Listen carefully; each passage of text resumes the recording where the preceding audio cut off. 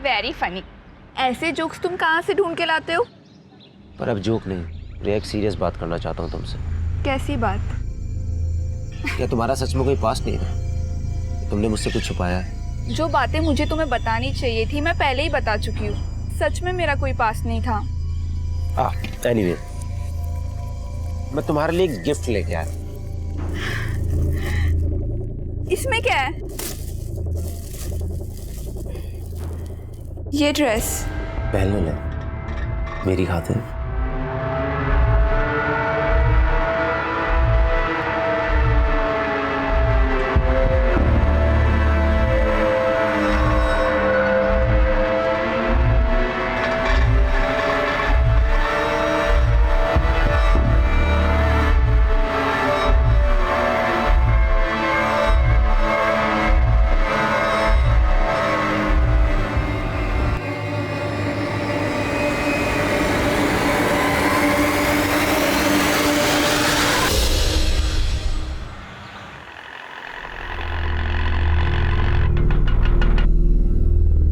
क्या रिया, तुझे कितना कन्विंस किया मैंने, लेकिन तू है कि मानने को रेडी नहीं। 2 मिनट के लिए, सिर्फ 2 मिनट के लिए प्लीज घर चलना। मेघा, फिर कभी आती हूँ ना, प्लीज। अरे मेघा, रिया और चिराग भैया का झगड़ा चल रहा है, इसलिए तो नहीं आ रही है। ऐसा कुछ भी नहीं है।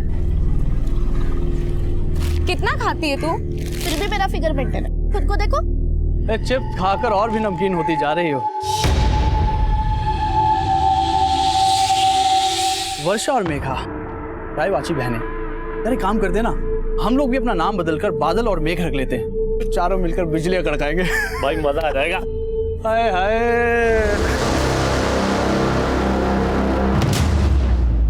अगर आइंदा मेरी बहनों के साथ बदतमीजी की ना तो जहन्नुम नजर आएगा तुम्हें। चलो।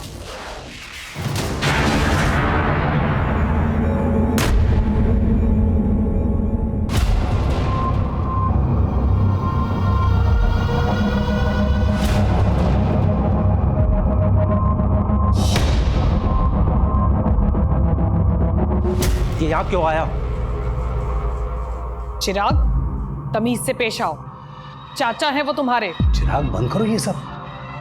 चाचा जी के बारे में ऐसी कोई गलत बात नहीं सोचनी चाहिए तुम्हें। मुझे क्या सोचा और क्या नहीं सोचा अच्छी तरह पता है जीजा जी। अब मैं बच्चा नहीं रहा।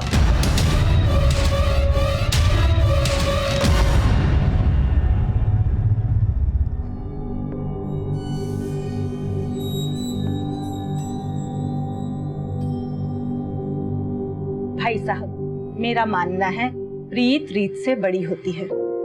हमारे देवी देवताओं ने हमेशा प्रीत का मान रखा। जी एकदम एकदम 16 आने सच बात बोली आपने। तो इसी बात पर कर देते हैं प्रीत और रीत का संगम। ये लीजिए, आ गई आपकी बहू। दो बेटा, दो दो।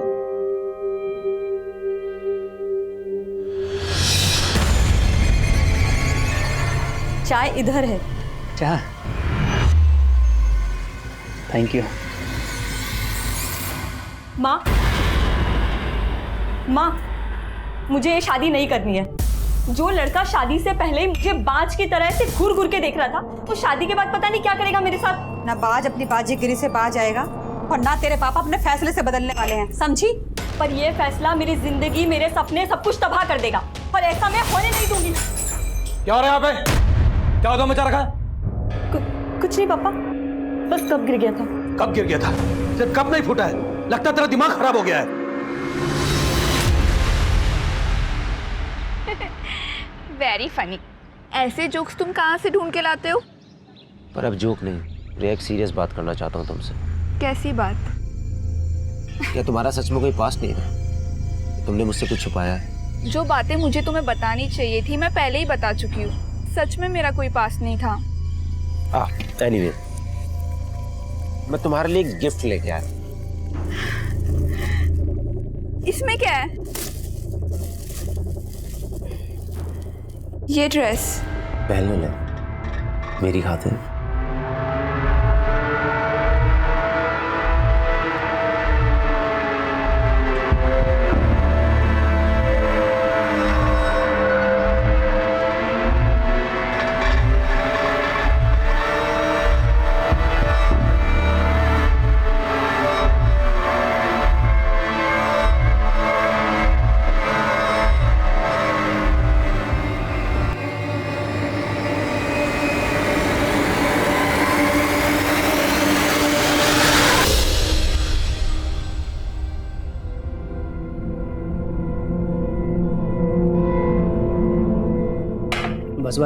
गया, मंडी जाना है मुझे, देर हो रही है।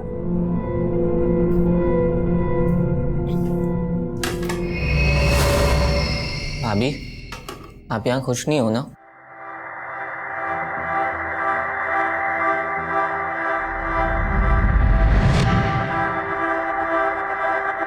क्यों रे? उसका हमदर्द बनने की कोशिश कर रहे हैं। तेरे इरादे ठीक नहीं लग रहे मुझे। बताऊं क्या राजीव भैया को? तो बता दो ना, मुझे फर्क नहीं पड़ता है।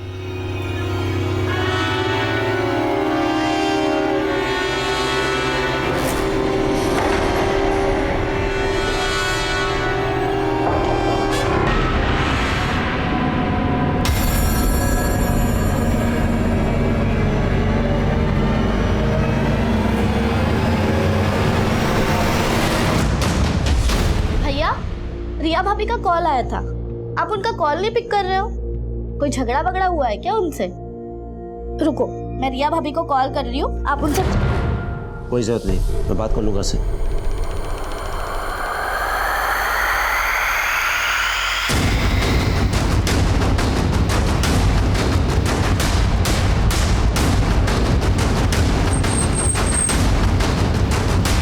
सर, एक लड़के की बॉडी है।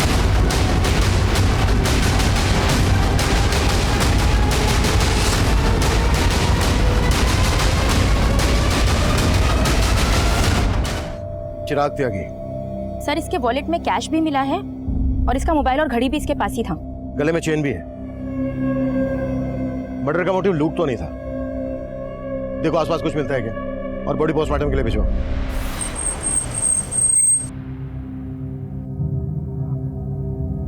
हमें चिराग की लाश एमसीडी पार्क के पास एक खाली प्लॉट में मिली। आप लोगों से चिराग कुछ कहकर गया था कि कहाँ जा रहा है? चिराग भैया ने तो कुछ बताया नहीं था, पर हो सकता है वो रिया भाभी से मिलने गए हो। रिया भाभी? चिराग शादीशुदा था? नहीं सर, चिराग भैया की शादी होने वाली थी। रिया चिराग भैया के फियांसे हैं। मॉर्निंग में मुझे रिया भाभी का कॉल आया था, वो बोल रही थी कि चिराग भैया उनका फोन पिक नहीं कर रहे हैं। भैया, रिया भाभी का कॉल आया था, आप उनका कॉल नहीं पिक कर रहे हो? कोई झगड़ा वगड़ा हुआ है क्या उनसे? रुको, मैं रिया भाभी को कॉल कर रही हूँ, आप उनसे। कोई जरूरत नहीं, मैं बात कर लूंगा उससे। जब भैया गए थे तब उनका मूड भी काफी ऑफ लग रहा था।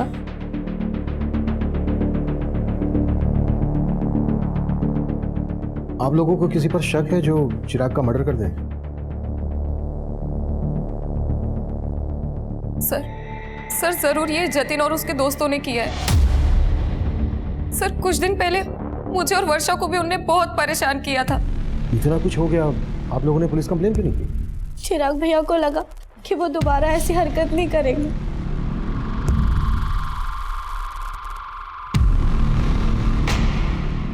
रविंदर, जतिन और उसके दोस्त के बारे में पता करो और उठा लो दोनों को। सर, एक बात है, हमें क्राइम सीन से चिराग का फोन मिला था। हमने फोन चेक किया तो उसको लास्ट कॉल रिया ने किया था। और सर, उन दोनों में करीब 5 मिनट बात हुई है। चिराग की बहनों की बातों से ऐसा लग रहा था जैसे चिराग और रिया के बीच झगड़ा हुआ। इस रिया से भी मिलना पड़ेगा।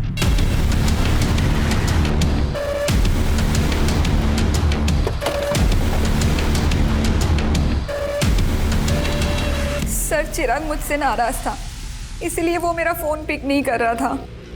नाराजगी की वजह क्या थी? एक्चुअली मेरे पेरेंट्स का कहना था कि शादी के पहले हमें ज्यादा नहीं मिलना चाहिए, और वो मुझसे मिलना चाहता था। मैंने उसे मना कर दिया तो उसे ये बात बुरी लग गई। चिराग की फोन पर आखिरी बार बात तुमसे हुई थी, क्या बातें हुई थी तुम दोनों के बीच?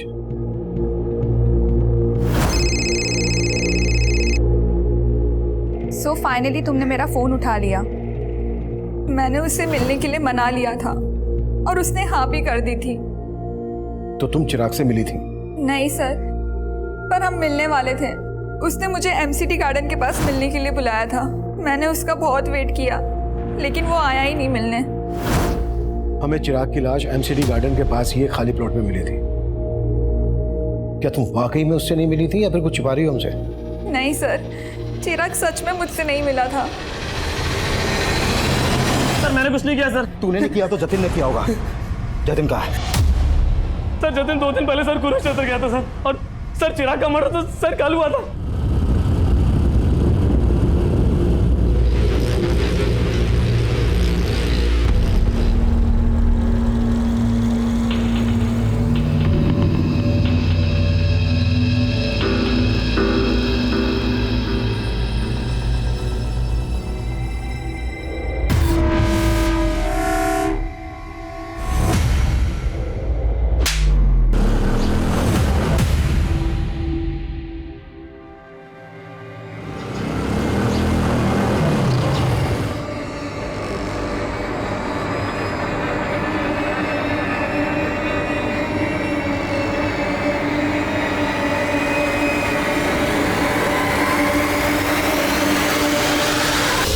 भैया आपने उस लुगाई के सामने मुझे थप्पड़ मार के अच्छा नहीं किया।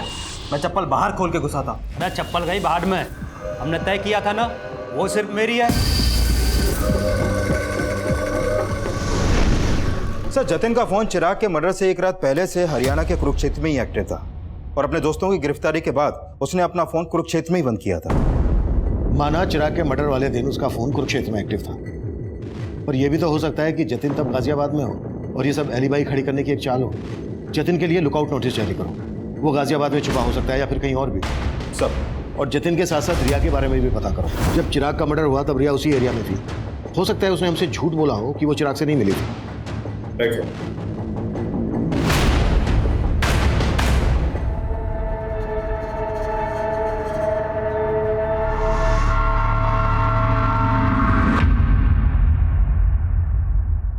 पानी पियो।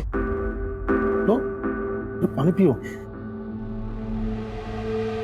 मैं समझ सकता हूँ कि किस्मत ने फिर से एक बहुत बड़ा घाव दिया, लेकिन अपने बाकी के बच्चों के लिए तुम्हें इस दुख से उभरना पड़ेगा ना।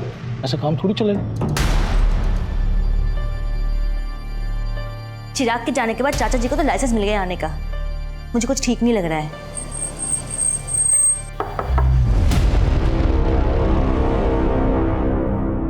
हम जतिन की तलाश कर रहे हैं,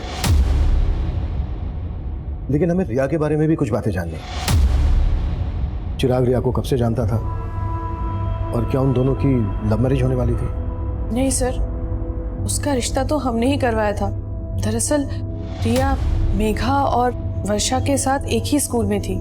रिया और मेघा तो बचपन की दोस्त हैं। उसके घर वालों को हम बहुत अच्छे से जानते हैं। तो क्या चिराग इस शादी से खुश था? हाँ सर, ये शादी उसकी मर्जी से ही हो रही थी। आप ये सब क्यों पूछ रहे हैं? आपको क्या रिया पे शक है? मतलब मुझे पता लगा कि चिराग जब मिलने गया था रिया को तभी ये सब। आप क्या लगते हैं चिराग के? जी मैं चिराग का जीजा हूँ। वैसे रहते कहाँ हैं? जी मैं इसी घर में रहता हूँ, यही। नहीं, और आप? मैं चिराग का चाचा हूँ सर। चिराग मेरी भाभी का इकलौता बेटा था। उसके बिना ये घर सर, उसके गुनाहगार बचने नहीं चाहिए सर। दोषियों को सजा दिलाना हमारी ड्यूटी है, आप चिंता मत कीजिए।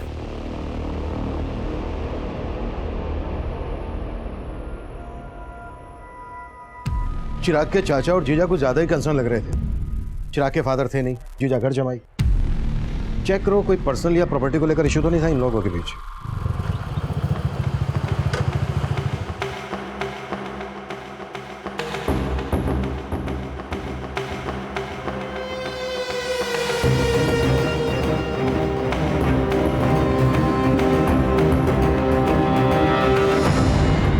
सर, रिया के कॉल रिकॉर्ड में ऐसा कोई क्लू नहीं मिला कि उसका किसी और लड़के से कोई अफेयर हो। रिया के पड़ोसी और बाकी रिश्तेदारों से पता करो, शायद कोई क्लू मिल जाए। सर, कुरुक्षेत्र पुलिस से जतिन से जुड़े एक और आपराधिक मामले के बारे में पता चला है। सर, जिस दिन चिराग का मर्डर हुआ था उसी दिन जतिन ने कुरुक्षेत्र से एक बाइक चुराई थी। कुरुक्षेत्र पुलिस भी जतिन को ढूंढ रही है। हो सकता है जतिन उसी बाइक से गाजियाबाद आया हो। लेकिन सर, क्राइम सीन के आसपास के सारे सीसीटीवी फुटेज हमने खंगाल डाले थे। उनमें जतिन ने जो बाइक कुरुक्षेत्र से चुराई थी वो कहीं नहीं देखी गई। सर, हो सकता है वो बाइक सोनीपत में हो। सोनीपत? हाँ सर, क्योंकि लास्ट टाइम जब चिराग ने रिया को कॉल किया था तब उसका फोन सोनीपत में ही एक्टिव था।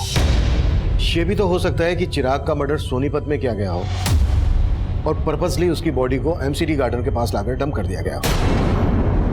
चिराग का फोन सोनीपत में जहां जहां एक्टिव था वहां के सीसीटीवी खंगालो और चिराग की फैमिली से भी पता करो कि वो सोनीपत क्यों गया होगा। पता किया सर, लेकिन उन्हें इस बारे में कुछ नहीं मालूम है। लेकिन सर, चिराग के चाचा रमाशंकर सोनीपत से कुछ 50 किलोमीटर दूर पानीपत में रहते हैं। चाचा के खिलाफ कुछ मिला? फिलहाल तो नहीं सर, लेकिन हम पता कर रहे हैं। और ये भी पता लगाओ कि जतिन का चिराग से जुड़े किन किन लोगों से कनेक्शन था। हो सकता है चिराग के मर्डर में जतिन को मोहरा बनाया गया।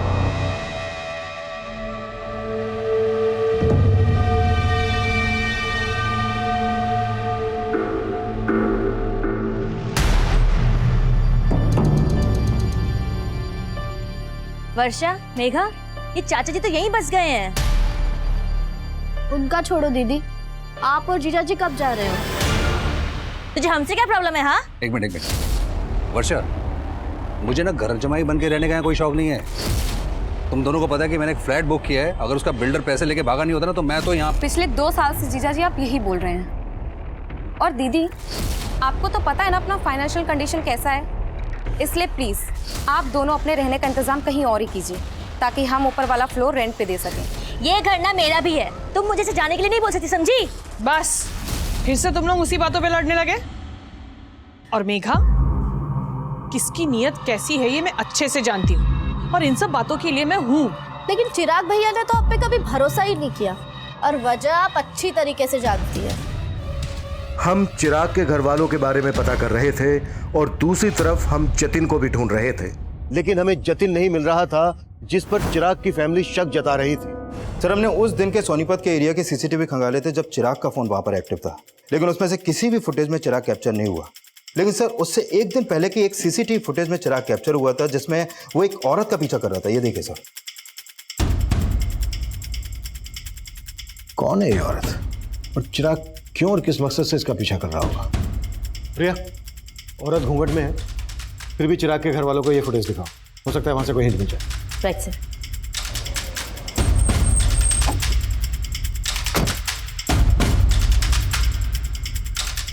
आप जानती हैं ये औरत कौन हो सकती है?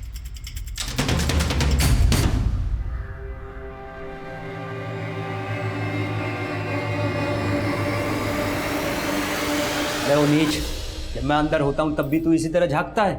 हाँ, झांकता हूँ, लेकिन आपकी तरह आपकी मशरूफियत में बाधा नहीं डालता। उसे देखिए, इश्क लड़ा रहा है अंदर। तो लड़ाने दे, तेरे क्यों चुल उठ रही है? अरे वो मेरे भोले भैया उस लड़की को हमारे खिलाफ भड़का रहा है।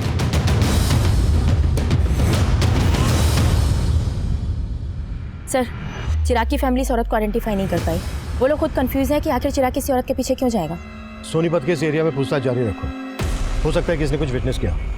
सर, सुजाता के जिस रिश्तेदार ने रिया और चिराग का रिश्ता करवाया था, मेरी उनसे बात हुई। उनका कहना है कि चिराग के मर्डर वाली सुबह उनको रिया की माँ का कॉल आया था और वो रिया से चिराग का रिश्ता तोड़ना चाहती थी, लेकिन उससे पहले चिराग का मर्डर हो गया सर। यानी चिराग और रिया की स्टोरी में कोई और भी एंगल है। रिया की मदर ये रिश्ता तोड़वाना चाहती थी तो जाहिर सी बात है रिया को ये बात पता होगी, लेकिन रिया ने हमसे बताई नहीं। इस रिया से दोबारा मिलते हैं।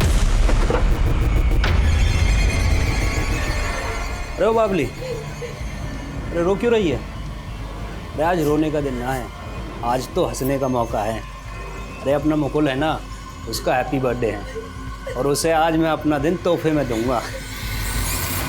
सर, मम्मी मेरे कहने पे ये रिश्ता चिराग से तोड़ने वाली थी, लेकिन फिर उसका मर्डर हो गया। मुझे इसलिए कुछ समझ में नहीं आ रहा था कि आप लोगों को ये बात बोलूं या ना बोलूं। समझ में नहीं आ रहा था? क्या फिर जानबूझकर ये बात हमसे छुपाई गई? नहीं सर, ऐसा कुछ भी नहीं है। तो फिर कैसा है? शादी क्यों तोड़ना चाहती थी? सर, एक्चुअली वो चिराग कुछ दिनों से बहुत अजीब बिहेव करने लगा था। पहले वो जब भी मिलता था अच्छी बातें करता था, लेकिन अचानक से उसके बिहेवियर में चेंजेस आ गए। रिया, एक सीरियस बात करना चाहता हूँ तुमसे। कैसी बात? क्या तुम्हारा सच में कोई पास्ट नहीं था? जो बातें मुझे तुम्हें बतानी चाहिए थी मैं पहले ही बता चुकी हूँ। सच में मेरा कोई पास्ट नहीं था। एनीवे, मैं तुम्हारे लिए एक गिफ्ट लेके आया। ये ड्रेस पहले ले।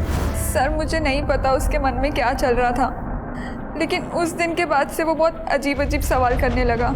मेरा क्लासमेट कौन था, मेरे दोस्त कौन थे। मतलब उसे तुम पर शक था कि तुम्हारा कोई एक्स है? नहीं सर, ऐसा कुछ भी नहीं है, लेकिन उसके इन सवालों से मैं तंग आ गई थी। मैंने ही मम्मी से कहा था कि मैं उससे शादी नहीं करना चाहती, और फिर मैंने डिसाइड किया कि उस दिन मैं चिराग से मिलकर सब कुछ खत्म कर लूँगी। तो उस दिन चिराग तुमसे मिला था? नहीं सर, मैंने कहा ना, मैं उस दिन चिराग से नहीं मिली। लेकिन चिराग की लाश हमें उसी एरिया में मिली जहाँ तुम उससे मिलने वाली थी। सर, आप कहना क्या चाहते हैं? मैंने चिराग को मारा है? सर, माना रिया के बयान से लग रहा है कि चिराग को डाउट था कि रिया का कोई पास्ट होगा, लेकिन जितना हमने रिया के बारे में पता किया उससे कहीं नहीं लगा कि रिया की लाइफ में कोई और लड़का भी होगा। लेकिन सवाल यह है कि चिराग को शक क्यों था?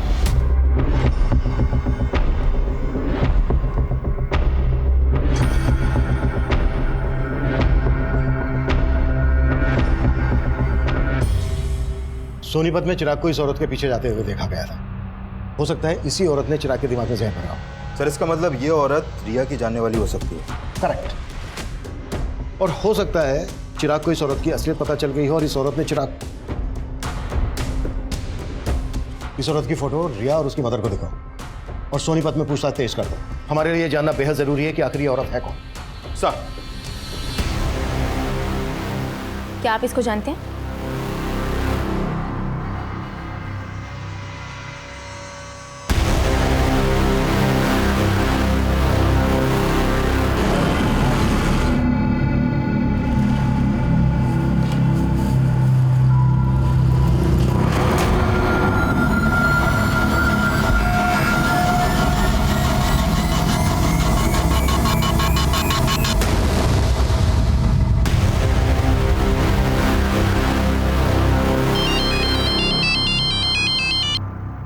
हेलो,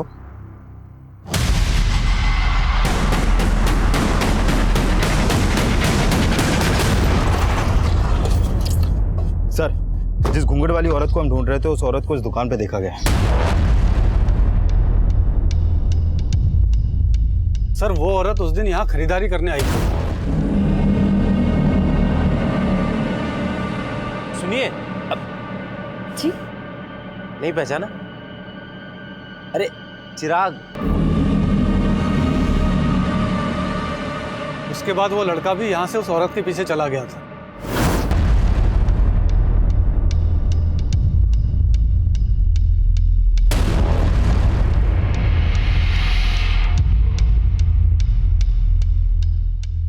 ये औरत पहले भी आती थी? जी सर, 3-4 महीने पहले कभी कभी आया करती थी, लेकिन तब उसकी शादी नहीं हुई थी। उस दिन पहली बार मैंने उसको साड़ी में देखा था। ये रहती कहाँ थी? सर इसका आइडिया नहीं है। हो सकता है ये औरत यहीं कहीं आसपास रहती हो। पूछताछ करो, कैसे भी करके पता लगाओ कि आखिर ये औरत है कौन। सर,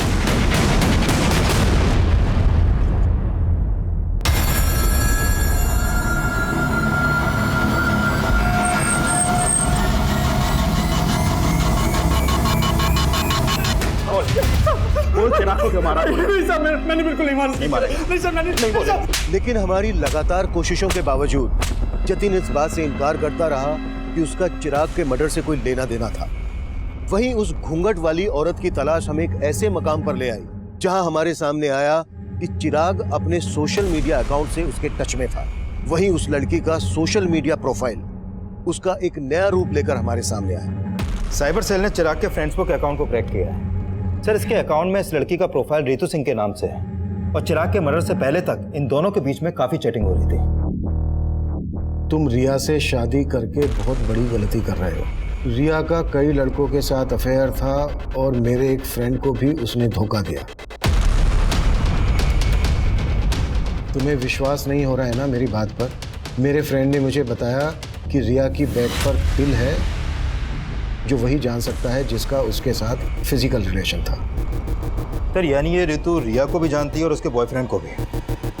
लेकिन रिया ने रितु का फोटो आइडेंटिफाई नहीं किया और ना ही उसकी बैकग्राउंड से हमें यह पता चला है कि रिया का किसी के साथ कोई अफेयर था। हो सकता है कि रितु रिया के खिलाफ चिराग को भड़का रही हो।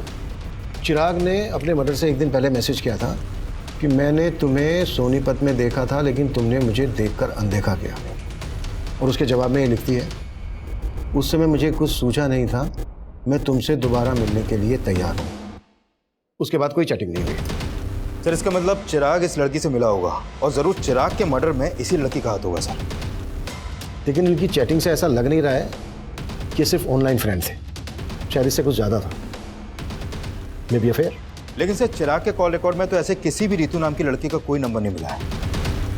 लेकिन चैट से ऐसा लग रहा है कि इन दोनों के बीच सिर्फ चैटिंग नहीं होती थी, फ़ोन पर भी बातें होती होंगी, शायद इंटरनेट कॉलिंग। मामला जिल्टेड लवर का लग रहा है। लो, चिराग और रितु एक दूसरे को पसंद करते थे, लेकिन चिराग रिया से शादी करने वाला था। तो हो सकता है रितु को ये बात पसंद नहीं हो और इसलिए उसने रिया के खिलाफ चिराग के दिमाग में जहर भरा हो और जब उसे लगा कि उसका प्लान फेल हो रहा है तो उसने चिराग को मरवा दिया। पर इस लड़की का प्लान तो ऑलमोस्ट सक्सेस हो ही चुका था सर, क्योंकि रिया चिराग को शादी के लिए मना ही करने वाली थी। लेकिन इससे पहले कि रिया चिराग से मिल पाती, चिराग का मर्डर हो गया। एक काम करो, रितु के बारे में सब कुछ पता करो।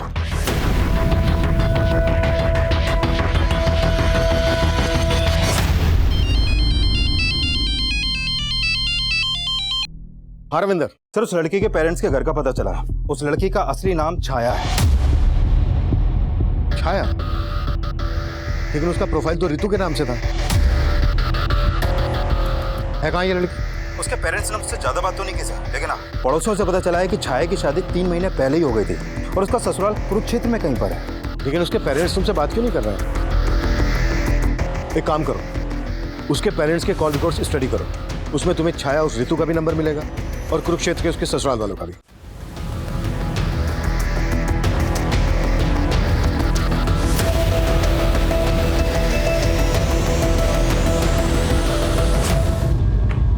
सर छाया के पेरेंट्स के कॉल रिकॉर्ड में छाया का नंबर तो मिला ही है, लेकिन उसके अलावा 2 नंबर और मिले हैं कुरुक्षेत्र के। ये देखिए सर, एक नंबर राजीव के नाम पे रजिस्टर्ड है और ये दूसरा अनीता के। कुरुक्षेत्र चलने की तैयारी करो। Sir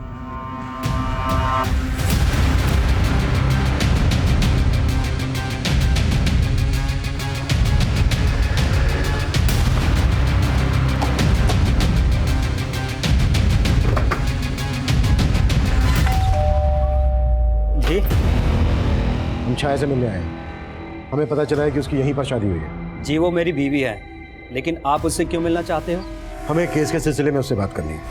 case? कौन सा केस साहब? बुलाओ उसको, या हम उसी से बात करेंगे। नहीं, वो यहाँ पर नहीं है। तो फिर कहाँ है? 1 सप्ताह पहले यहाँ से भाग गई। भाग गई? जी, और अब हम उसके बारे में कोई बात भी नहीं करना चाहते हैं। धन्यवाद।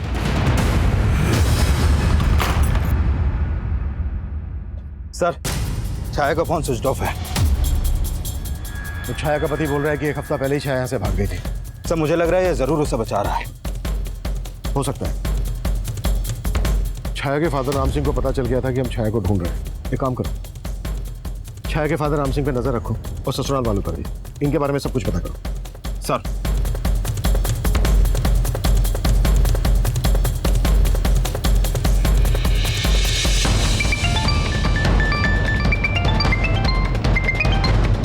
जैन सर। जय हिंद। छाया के कॉल रिकॉर्ड्स आए? जी सर, वही स्टडी कर रही थी। सर छाया का फोन 1 हफ्ते पहले सोनीपत में ही बंद हुआ था। भैया जहाँ पर छाया के पेरेंट्स रहते हैं, हो सकता है छाया वहीं छुपी हो। पता करो। जी सर। और सर छाया के कॉल रिकॉर्ड के हिसाब से गाजियाबाद का एक नंबर मिला है जिस पर उसकी काफ़ी बातचीत होती थी। किसका नंबर है? सर ये नंबर किसी जितेंद्र वशिष्ठ के नाम पर रजिस्टर्ड है। नंबर स्विच ऑफ है, एक्टिव है? सर एक्टिव है। जितेंद्र को थाने बुलाओ। जी सर। सर जितेंद्र वशिष्ठ आ गया है। बुलाओ। सर छाया मेरी स्टूडेंट थी। मैं जिस कॉलेज में पढ़ाता था, छाया 3 महीने पहले तक वहाँ पढ़ती थी। 3 महीने पहले तक पढ़ती थी? लेकिन बात तो तुम दोनों के बीच 1 हफ्ते पहले तक हो रही थी। तुम दोनों के बीच सिर्फ टीचर और स्टूडेंट वाला रिश्ता था या फिर? नहीं सर, छाया मेरी स्टूडेंट थी। वो मेरी बहुत रिस्पेक्ट करती थी सर। थी? मतलब अब कहाँ है वो? सर मैं आपको सब कुछ बताता हूँ। दरअसल छाया एक ऐसे कम्युनिटी से बिलोंग करती है जहाँ एक ही लड़की की शादी परिवार के सभी बेटों के साथ कर दी जाती थी। What? हाँ सर, कुरुक्षेत्र में उसकी शादी 3 भाइयों के साथ हुई थी, लेकिन वो इस शादी के खिलाफ थी। पर उसके पेरेंट्स ने उसकी एक बात नहीं सुनी और वो अपनी तकलीफ मुझसे शेयर करती थी। 1 हफ्ते पहले वो मुझसे नरेला मिलने आई थी। सर वो अपने तीनों पतियों से तंग आकर वहाँ से भाग आई थी। वो मेरी हेल्प चाहती थी सर। कैसी हेल्प? सर उसको पैसों की ज़रूरत थी। उसने मुझसे कहा था कि मुंबई में उसकी एक फ्रेंड है जो एनजीओ में काम करती है। मैंने उसे मुंबई जाने के लिए 10,000 रुपये भी उधार दिए थे और फिर उसके बाद वो चली गई। लेकिन फ़ोन तो उसका अभी बंद आ रहा है। सर मुझे भी ये समझ में नहीं आ रहा है। अच्छा मुंबई में कहाँ जाने वाली थी वो और किस फ्रेंड की बात कर रही थी? सर इस बारे में उसने मुझसे कुछ नहीं बताया।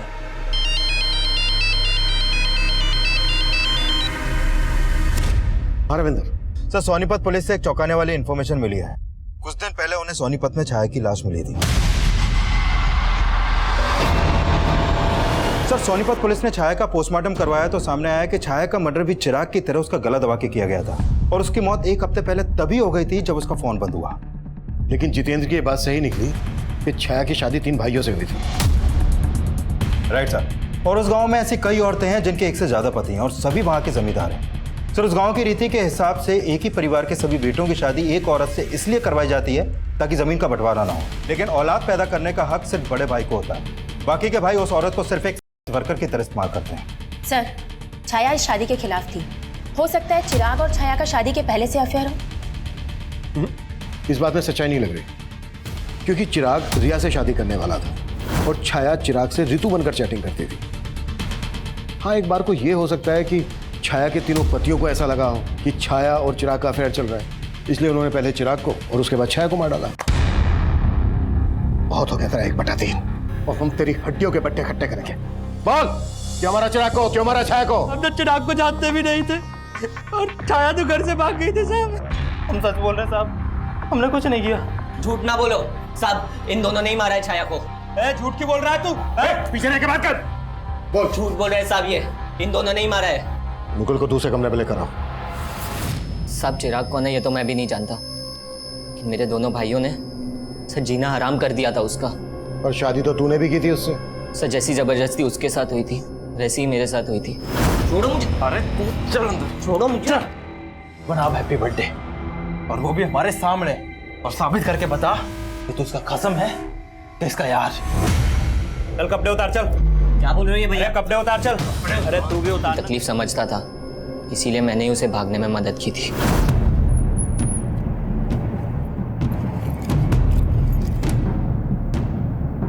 साहब वो गाजियाबाद बोल के निकली थी, लेकिन मेरे दोनों भाई उसे बाद में ढूंढ रहे थे।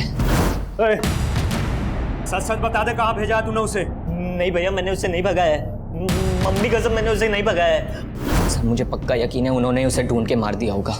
हमें पता चला है गाजियाबाद में वो अपने एक टीचर जितेन से मिली थी, उससे 10,000 रुपये भी उधार लिए और वहाँ से सीधे मुंबई जाने वाली थी। मुंबई में उसकी एक फ्रेंड है जो एनजीओ में काम करती है। उसकी ऐसी किसी फ्रेंड को जानते हो जो मुंबई में रहती है? नहीं साहब, उसने तो बस मुझे इतना ही बताया था कि वो गाजियाबाद में अपने किसी दोस्त से मिलने जा रही है। इसके अलावा उसने मुझे कुछ नहीं बताया था साहब। सर, मैंने चिराग के कॉल रिकॉर्ड्स में एक नंबर आइडेंटिफाई किया है जिस पर उसकी काफ़ी बात होती थी। वो नंबर उसके दोस्त उमेश का है सर। सर मैं और चिराग एक ही स्कूल में पढ़ते थे, हम दोनों काफ़ी अच्छे दोस्त थे। तुम्हें क्या लगता है चिराग का मर्डर किसने किया होगा? उसको नापसंद करने वाले उसके घर वाले भी थे। मतलब किसकी बात कर रहे हैं? सर एक तो उसके चाचा, चिराग से उनकी बिल्कुल नहीं बनती थी, और मैं अपने जीजा से भी तंग आ गया था। उमेश। हाँ भाई। मैं जीजा जी से ज्यादा ना अपनी बहन नीलम के लिए दुखी हूँ। क्यों? अरे जीजा जी किसी काम के नहीं है, नौकरी ढूंढना तो दूर की बात, हमारे घर में आके बैठ गए। मैं दीदी की वजह से चुप हूँ, नहीं तो। सर चिराग के जीजा की उनके घर पर भी नजर थी, और एक बार तो उन्होंने चिराग की माँ के गहने तक गायब किया। चिराग के जीजा ने चोरी भी की थी? हाँ सर, और कहानी ये बताई कि गहने किसी ने लूट लिए। मैं सुनार के पास से जब आया तो यहाँ पर आया, ये यहाँ पर ये एक आदमी मिला, इसने मुझे चूल्हा दिखाया, मैंने यहाँ से गहने लिए और वहाँ कहीं भाग गया वो। लेकिन चिराग ने कंप्लेंट करने से मना कर दिया था, क्योंकि उसे पता था कि अगर वह कंप्लेंट करेगा तो चिराग का जीजा ही झूठा साबित होगा और घर की बदनामी होगी। चिराग को अपने चाचा के साथ क्या प्रॉब्लम थी? सर आप जैसा सोच रहे हैं सब बिल्कुल नहीं। माना कि चिराग मुझे पसंद नहीं करता, लेकिन सुजाता भाभी में चिराग की जान बसती, तो मैं उसे कैसे मरवा सकता हूँ?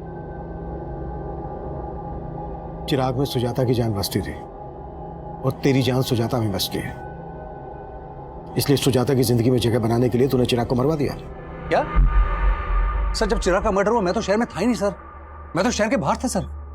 तेरे सारे कांड पता कर लिए हमने, कभी चिट फंड का तो कभी नकली पेपर्स बनवाकर प्रॉपर्टी का धंधा, बहुत लोगों को चूना लगाया तूने, और वो तू घर बिकवा कर भी नीलम का हिस्सा लेना चाहता था, और तेरे रास्ते का रोड़ा था चिराग। सर आप मेरे और भाभी के रिश्ते को लेकर गलत सोच रहे हैं। दरअसल उमाशंकर भाई साहब कई साल पहले गुजर गए, तो भाभी का ख्याल मेरे अलावा कौन रखता? फिर तेरे बीवी बच्चों ने तुझे क्यों छोड़ा? सब पता कर लिया हमने, उन्हें भी यही लगता है कि तेरा और तेरी सुजाता भाभी का चक्कर चल रहा है। गलत फहमी है सर उनको, जैसे चिराग को थी, और चिराग ने इन सब बातों को तूल दिया सर। और रमाशंकर बाहर निकल! क्या बदतमीजी कर रहा है? इधर आके बात कर। अंदर तो मेरे पाँव के जूते भी नहीं जाएंगे। लास्ट वार्निंग दे रहा हूँ, अगर मेरी माँ से मिला ना तो अच्छा नहीं होगा रमाशंकर। सर इस चिराग की वजह से मेरी फैमिली मुझे शक की निगाह से देखने लगी थी। हो सकता है इसी बात का बदला लिया हो तूने चिराग से। सर मैं मानता हूँ कि मैं बहुत घटिया आदमी हूँ, लालची आदमी हूँ, लेकिन ये चिराग के मर्डर में मेरा कोई रिलेशन नहीं है सर। मेरे और सुजाता भाभी के बीच में तेवर भाभी से पहले दोस्ती का रिश्ता है। मतलब? सर बड़ी भाभी सुनीता की मौत के बाद ये सुनीता भाभी कौन है? सर मेरे भैया की पहली पत्नी। सर उनकी मौत के बाद भैया ने सुनीता भाभी की छोटी बहन सुजाता से शादी कर ली ताकि उनके बच्चों को माँ का प्यार मिल सके। मतलब नीलम और चिराग तुम्हारी सुजाता भाभी के बच्चे नहीं है? नहीं सर, वो बड़ी भाभी के बच्चे हैं, लेकिन सुजाता ने मेघा और वर्षा से ज़्यादा उन दोनों का ख्याल रखा। सर सुजाता जब शादी होकर यहाँ आई थी तो उसकी उम्र बहुत कम थी, तो भैया ने मुझे जिम्मेदारी दी कि मैं एक दोस्त की तरह उनका ख्याल रखूं। सर जो रिश्ता भैया ने बनवाया था ना, उस पर चिराग ने दिल खोल के कीचड़ उछाला है। सर आप हमारे परिवार का इतिहास निकलवा के सिर्फ हमारे जख्मों पे नमक छिड़क रहे हैं। सुजाता जी, हम सिर्फ अपनी ड्यूटी कर रहे हैं। तो सही जगह कीजिए ना ड्यूटी। मेरे बेटे के मर्डर में किसी घर वाले का नहीं बल्कि बाहर वाले का हाथ है। प्लीज प्लीज हमें तंग करना बंद कर दीजिए। सर, छाया के कॉल रिकॉर्ड में मुंबई का एक भी नंबर नहीं मिला है और ऐसा कोई लीड भी नहीं मिला है जिससे पता चले कि उसका कोई रिश्तेदार मुंबई में होगा। मतलब जितेंद्र ने झूठ बोला था हमसे? कुंडली निकालो उसकी। सर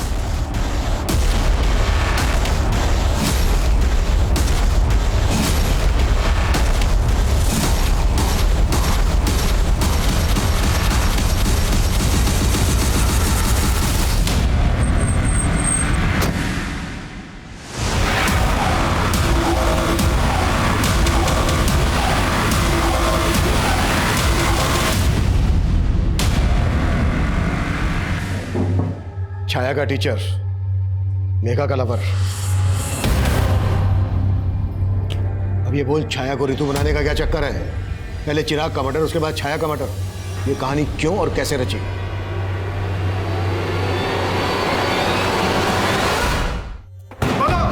बोलता हूँ सर। सर मेरा और मेघा का अफेयर चल रहा था सर, लेकिन हमारा ब्रेकअप हो गया था सर, क्योंकि मेरे पेरेंट्स ने जबरदस्ती मेरी रिश्ता कहीं और करा दिया था। लेकिन जब मेरी फादर की डेथ हुई तो मेघा मुझे सांत्वना देने आई। उसके बाद से सर हमारा फिर से मिलना चालू हो गया सर, और मेघा ने बताया कि इसके फादर के डेथ के बाद से नौकरी कंपैशन के आधार पर नौकरी किसी एक बच्चे को मिल सकती थी, और चिराग अच्छा खासा पढ़ा लिखा था, वो चाहे तो कोई दूसरी नौकरी कर सकता था, लेकिन नहीं, माँ ने ये नौकरी उसके नाम कर दी। मुझे लगा अगर मैं चिराग को मार दूंगी तो ये नौकरी मेरे नाम हो जाएगी। मुझे मालूम था छाया जितेंद्र की स्टूडेंट थी, इसलिए जितेंद्र की मदद से हमने छाया की फोटो यूज की और ऋतु नाम की एक फेक प्रोफाइल बनाई और चिराग को फ्रेंड रिक्वेस्ट भेजी, और उसने वो रिक्वेस्ट एक्सेप्ट भी कर ली। धीरे धीरे हमारी नॉर्मल बातें होने लगी। फिर एक दिन चैटिंग के थ्रू चिराग ने मुझे कहा कि उसे रिया से शादी करनी है। बस इसी मौके का फायदा उठाकर मैंने चिराग को कहा रिया की फोटो भेजने के लिए, और फिर मैंने उसे लिखना शुरू किया कि मैं रिया को जानती हूँ, और फिर धीरे धीरे चिराग के मन में रिया के खिलाफ शक पैदा करवाया। और चिराग तुम्हारे उन मैसेजेस पर बिना सोचे समझे भरोसा करने लगा था? नहीं, मैं ऋतु बनकर कभी कभी किसी ऐप के जरिए उससे वॉइस कॉल करती थी। एक तरफ चिराग और रिया का रोज झगड़ा होने लगा, और दूसरी तरफ चिराग मुझसे बार बार मिलने की रिक्वेस्ट करने लगा। उसी दिन उसने छाया को सोनीपत में देख लिया, और छाया ने उसे देखकर जिस तरह से रिएक्ट किया उसे शक होने लगा। इसीलिए मैंने ऋतु बनकर उसे कॉल किया और उसे मिलने के लिए बुलाया। और तुम्हें पता था चिराग और रिया एमसीडी गार्डन में मिलते थे, इसलिए तुमने उसको वहीं पर मिलने के लिए बुलाया।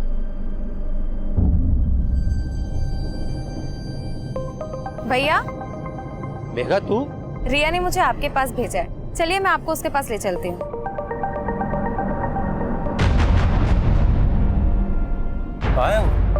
भैया बस आती होगी।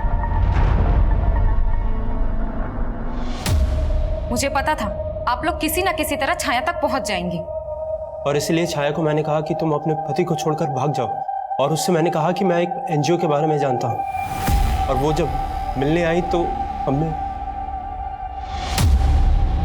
और ये तुमने सिर्फ नौकरी पाने के लिए किया? नहीं, ये बंटवारे के प्यार से थक गई थी, मैं तंग आ गई थी। हर वक्त नीलम चिराग। सुजाता जी, चिराग और नीलम की सौतेली माँ थी, तुम्हारी तो अपनी माँ है, सगी। लेकिन क्या फायदा, वो तो उन दोनों से प्यार करती थी ना। पापा की मौत के बाद उनके पेंशन और पीएफ के 50 लाख रुपए मिले थे, लेकिन वो नीलम और उसके निकम्मे पति के घर बसाने में लगाना चाहती थी। लेकिन चिराग तो तुम दोनों बहनों से प्यार करता था। क्या करती मैं इसे प्यार का? माँ का सारा प्यार, प्रॉपर्टी, पापा के पैसे सब रख लेता वो। अगर तुम्हें लग रहा था कि तुम्हें तुम्हारा हिस्सा नहीं मिल रहा था, तुम्हारा हक मारा जा रहा था, तो कोर्ट का दरवाजा खटखटा सकती थी। ये सब करके मिल गया तुम्हें तुम्हारा हिस्सा, तुम्हारा हक। चिराग ने मेघा को कभी अपनी सौतेली बहन नहीं समझा, लेकिन वो इस दस्तक को नहीं भाप पाया कि जिस बहन की रक्षा के लिए वो किसी भी हद तक जा सकता है, वो बहन खुद उसकी भक्षक बन जाएगी। सुजाता की ये कोशिश कि वो चिराग और नीलम की अच्छी मां साबित होगी, उसे उसके ही बच्चों से दूर कर दिया। चिराग के लिए नफरत मेघा में एकाएक नहीं पनपी होगी, बल्कि सालों से पनप रही हो। तो क्या सुजाता ने मेघा के अंदर उबलते गुस्से को कभी नहीं भापा? या फिर उसे दस्तक मिली थी लेकिन उसने उस दस्तक को महसूस नहीं किया? उम्र के हर पड़ाव पर जब जब हम अपना बचपन याद करते हैं, तब तब सबसे पहले हमें हमारे भाई बहन और माता पिता याद आते हैं। लेकिन बढ़ती उम्र के साथ साथ अपनी मासूमियत बनाए रखना आसान नहीं होता, क्योंकि अक्सर हमें यह गलत फहमियां जकड़े रहती हैं कि दुनिया में भोलापन नहीं बल्कि चालाकियां बिकती हैं। और कभी कभी हम इतना बदल जाते हैं कि इंसानियत हमें एक टूटा हुआ खिलौना और ईमानदारी झूठ लगने लगती है। हमें हमारे बचपन की मासूमियत हमेशा बचाए रखने की कोशिश करनी चाहिए, क्योंकि हमारी पूरी जिंदगी में हमारा बचपन ही वो मोती है जो हमें इंसानियत और रिश्तों को बनाए रखने की कीमत समझा सकता है। अब मैं सीनियर इंस्पेक्टर अभिमन्यु जिंदल आप लोगों से विदा लेता हूं। आपसे फिर मुलाकात होगी एक नए केस के साथ। देखते रहिए क्राइम पेट्रोल दस्तक।